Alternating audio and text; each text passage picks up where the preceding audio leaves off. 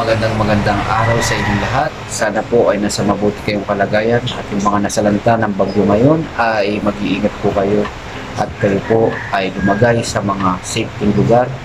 At ito pong ating ginagawang pagbablog ay ginagamit po natin ito sa pagtulong sa mga kapatid na kapos ang pinagkakitaan at tulong sa mga kababayan natin na kulang pa sa kita.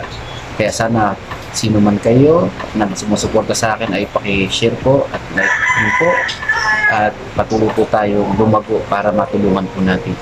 Ganyan naman po tayo, nagtutulungan at kailangan po tulungan din natin ang ating kababayan. Pupunta po tayo sa iba't ibang lugar para po tayo ay makatulong sa kanila. Siyempre, ang number one tutulong din sa atin at tutulong sa kanila ay ang ating Panginoong Diyos. Ang unang natin dapat lapitan sapagkat siya ay walang hanggang pagtulong. Sa atin po ay may obligasyon. Sana po ay makatulong kami. Bago po tayo magtapos ay pakipanood muna po ito sa gaganaping rally ng Iglesia ni Cristo sa November 16 to 18. Ito po ay napakalaki at siguradong ito yung mababalita sa buong mundo. Sigurado po ito na magtatagumpay sapagkat ito po ay sasamahan ng Diyos kapag ang Diyos ang gumawa kasama ang bayan na magtatagumpay sa pangunguna ng ating nakapamahalang pangkalahatan ang kapatid na Eduardo P. Manalo.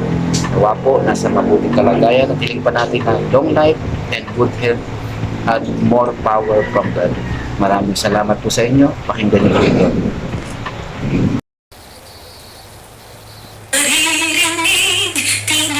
Bayan na galit, himig ito ng Pilipinong di muli palulupig. Dudurugin ng dilim, ang araw ay mag-aalab at mga pusong nagtimpi ay magliliyab.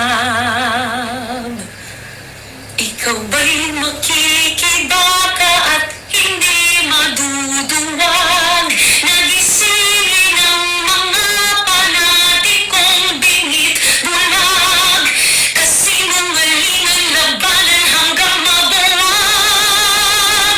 Di nyo ba naririnig, tinig ng bayan na galit, himig ito ng Pilipinong di muli palulupig.